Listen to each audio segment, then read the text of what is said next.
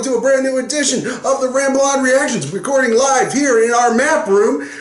We don't have any maps of the galaxy, but with me is my co-pilot, Handsome Dan Nye. And sitting right over there in his map room is Clever Eric Muller. We are rushing a review because it is on his lunch break, as he's in his very official collared shirt in NASA, and I have yet to go into work because I'm a slacker. But we saw a movie last night that it was too late to review at the evening, so we're like, we need to record this and make sure it's up for opening weekend. Speak for yourself. I was available at 10, but that's when you were watching. That's when I went into the film. So, Guardians of the Galaxy Volume 2. Boom. This time. Yep.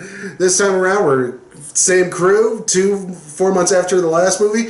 They're doing a job. They decide to screw over who they're working for, and then they're on the run. They run into Peter Quill's dad, who is Ego, the living planet, portrayed by Kurt Russell, and then wackiness ensues. Well, wackiness ensues and before family that. issues. And family. I was going to say that I'll bring that up later, but since you brought it up now, a lot of father-son issues. So this is a common motif throughout the movie, and it's not in a bad way. I'd say kind of Spielberg-esque, where Spielberg loves his father-son issues. So you get a lot of that in this movie, but I think it's well done. I don't think it's heavy-handed. I think most of There's one point where it's on the point, but I think they do it in a way that it's humorous. Yes, that too. And we're always not spoilers. We will do a spoilers heavy review later on, probably in a few days. But this movie is a lot of fun. It is. It's just like the first one in terms. There's a lot of fun. There's a lot of James Gunn's writing is fantastic. His direction is great. I think the action sequences are better in this one than the first one. I think the humor is better as well. Well, I think in the first one there was more jokes. This one, the jokes are few and far.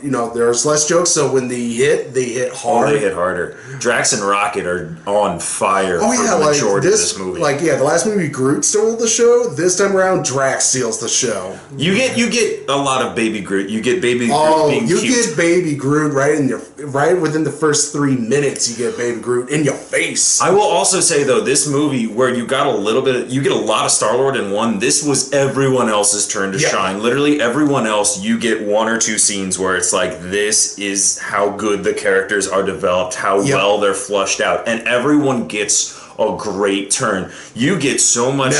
Nebula is amazing. Yondu is amazing. And then there's the new characters of Kurt Russell, who does a great job in this. Then you also have Sylvester Stallone, who shows up in a handful of scenes, and he's great. You're like, that's exactly what I wanted to see out of this scene. And not Kurt Russell, Sylvester Stallone just nails it. Sadly, we don't get a Tango and Cash reunion on screen. Well, not quite, but it could have been fun. It could have happened. And then Mantis, another new character who's great. Her and Drax have great chemistry together, great scenes together. Yeah, there's a lot of fun with those. I'm trying to think any other huge positives I want to talk about. I have a couple of hang-ups. I have a couple of negatives. Well, let's go ahead and get into those. So, one of my big views is I think the Guardians theme is so close to the Avengers theme. There are a lot of times in this movie where it pulls me out. I'm like, why are those the same notes as the Avengers? And to speak to that, the music is not nearly as organic as it was in the first film. This is literally just me nitpicking. Like, these are not. Well, yeah, there are a few instances where they literally say, "Hey, do you have any of Peter's music?" And I'm like, I get it. It happens in the very beginning. It's not a spoiler, and they're setting it up in the beginning, which is great. I like that they're doing that and making it diegetic, so it's heard in the movie.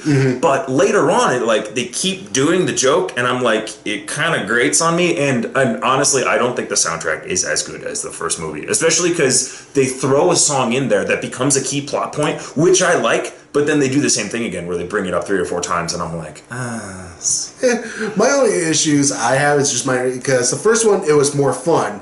That was the tone. Tone you get right away. It's a fun movie. All the jokes are coming in and out. This time, it's a little bit more serious tone, because the overall theme of this movie is family, and what is family? And sometimes when you deal with your family, there's some drama. So there's some more drama in here. It slows down the movie a bit in the middle, those issues. But again, it's just a different theme with this movie as opposed to the first one, where it's about overcoming things. So you have more fun with it. Family, and specifically father and sons, and I will definitely jump on that where I agree, because I watched this movie and in the middle of it I'm kind of going, where are they going with this? And then about 10-20 minutes later I'm like, okay, that's where they're going with it, where it doesn't, you kind of get in the middle, it drags out a bit and then it really quickly turns and you figure out where the movie's going.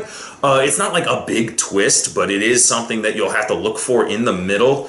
And like I said, the music thing for me was just a tiny little. It didn't take away from my enjoyment of the movie. And like your family true, father son's true. It's a very like I think it was Spielberg-esque. Yeah, is the way I used to describe it. So it's like a James Gunn Spielberg movie. Kind of. Oh, that's what I was going to say. I had a thought. Less whimsy. One more thing. The first movie is very much big. The movie feels huge. It's a space opera. You're establishing, like, literally the breadth of the entire universe. This movie is a much smaller film. It's much more self-contained. Well, it's in less places. That's literally what I was going to say next. You don't get as many settings. You're in a handful of places throughout the whole movie, and then just one kind of thing where they're traveling. But it becomes a joke in a way, and it really much plays. But it's, like you said, it deals much more with family, and it's a much smaller film. So it doesn't have that kind of gravitas and grand scope that the first one did.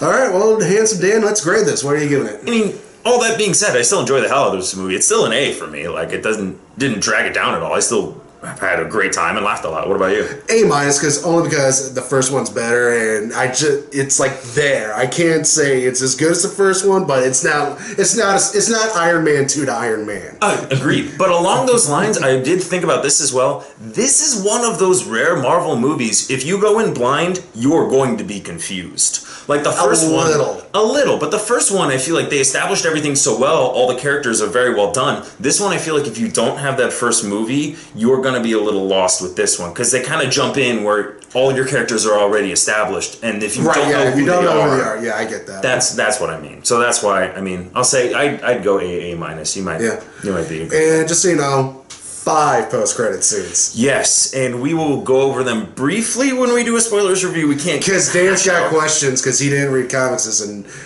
high school and said he kissed girls as I read all the comics. It was more video games and less me being awkward. I'm not awkward. You're awkward. Things stuff. Thank you very much for making it to this very delightfully awkwardly end of our review because that's how they trail off sometimes. Let us know what you think. We'll ramble on for a reason. Yeah, let us know what you think. Like, comment, subscribe, share. Tell us what you thought in the comments, like whether or not you agreed with us, whether you thought it was the best thing you ever saw, or whether it was a little too much jokey joke. Or you hate it. And you also hate freedom, but that's another thing. That's another story. That's a conversation for another time. Another podcast where we would go in depth and, ramble about that. So, sitting right there is clever Eric Muller. Handsome Dan Nye. And go see Guardians of the Galaxy. And please do. As always, ramble on. Anchors away.